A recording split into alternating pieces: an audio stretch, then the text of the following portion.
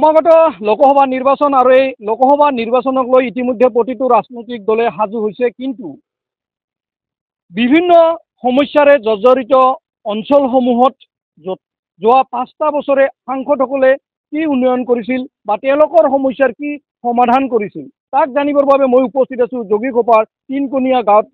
আৰু এই তিনকোণীয়া গাঁৱত আজি দীৰ্ঘদিনৰ পৰা যি গৰাখহনীয়া আৰু গৰাখহনীয়াত ইতিমধ্যে 200কৈ ঘৰ তেওঁলোকৰ ভীতি মাটি ব্ৰহ্মপুত্ৰ নৈত যা গৈছিল, কিন্তু খবৰ ল'বলৈ আহৰি নাছিল বৰপেটা লোকসভা সমষ্টিৰ সাংসদ আব্দুল খালেক।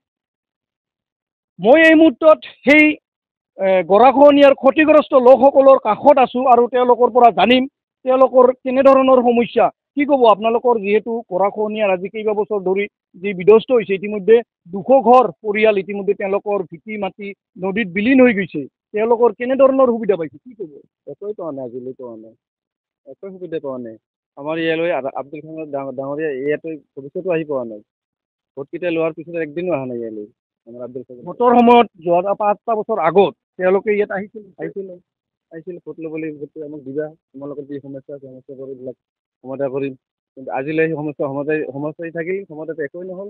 আৰু লগতে আমাৰ মুখ্যমন্ত্ৰী ডাঙৰীয়া এবছৰ আগতে আহি পালে, হয়তো তেখেতে আমাক বহুত আশা দিছিলে যে তোমালোকৰ চিন্তা কৰিব নালাগে, ইয়াতে আমি গাইডবান বা অন্য তোমাৰ প্ৰটেকশ্যনৰ কাৰণে তোমাৰ এটা সুবিধা কৰি দিম, কিন্তু আমি আশা কৰিয়ে থাকিলোঁ আজিলৈ, কিন্তু সমাধানটো নহ'লে। ইতিমধ্যে 200 ঘৰ আপোনালোকৰ ইয়াৰ এই গাঁওখনৰ তিনিকোণীয়া গাঁওখনৰ 200 ঘৰ ইতিমধ্যে পানীত বিলীন হৈ গৈছিল। চৰকাৰৰ পৰা কিবা সাহায্য বা যি ঘৰ ক্ষতিগ্ৰস্ত হৈছে লোকসকল টকা আন কিবা সাহায্য পাইছিল নেকি? নাই পোৱা। মই আপোনালোকৰ কিন্তু মুখ্যমন্ত্ৰী ইয়াত উপস্থিত আছিল 2 কিলোমিটাৰ আগত যি গোবিন্দপুৰত মুখ্যমন্ত্ৰী ডাঙৰীয়া আছিল আহিল আৰু অন্য মন্ত্ৰীসকলেও ইয়াত উপস্থিত হৈছিল, কিন্তু এতিয়ালৈকে পাইছিল নে নাই পাই, কোনো সুবিধাই পোৱা নাই। আমাৰ ইয়াতে 200ৰো বেছি অনুমান, 200ৰো বেছি অনুমান নহয় একেবাৰে, মই এইটো হিচাপটো ৰখা নাই, অনুমান 200ৰো বেছি গৰাখহনীয়াত আমাৰ ঘৰ দুৱাৰ চব গোটেইবিলাক যা গৈছে। কিন্তু চৰকাৰে এটা স্কিম আছে 95,000 কিবা এটা সুবিধা পায় চৰকাৰে, মানুহ পায়, কিন্তু এইটো আজিলৈ কোনোবা মানুহে পোৱা নাই মই জনামতে।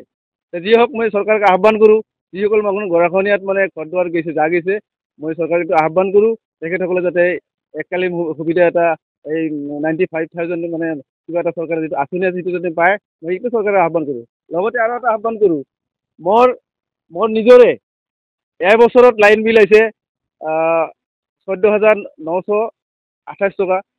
মই 5,000 টকা অলৰেডি চৰকাৰক দিছোঁ। মই চৰকাৰক আহ্বান কৰোঁ, বিদ্যুৎ মন্ত্ৰী ডাঙৰীয়াক লগতে আমাৰ মুখ্যমন্ত্ৰী ডাঙৰীয়াক, মোৰ নিচিনা আৰু যাতে মোৰ এনেকুৱা বিল যাতে মানুহৰ নাহে।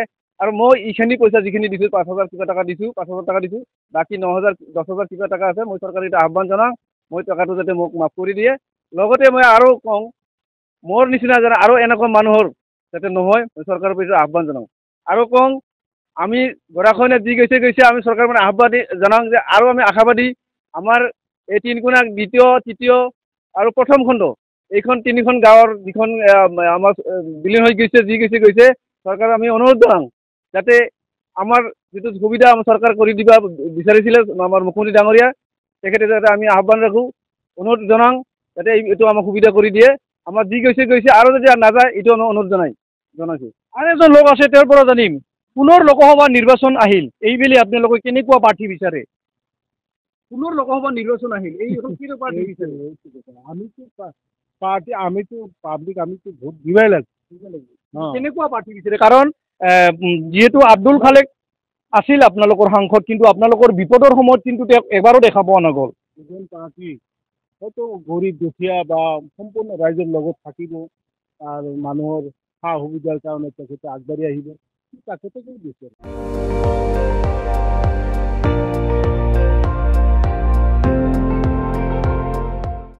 আপুনি চাই আছে ND24, সৰ্বশ্ৰেষ্ঠ নহয় সৰ্বোত্তমৰ দৌৰ।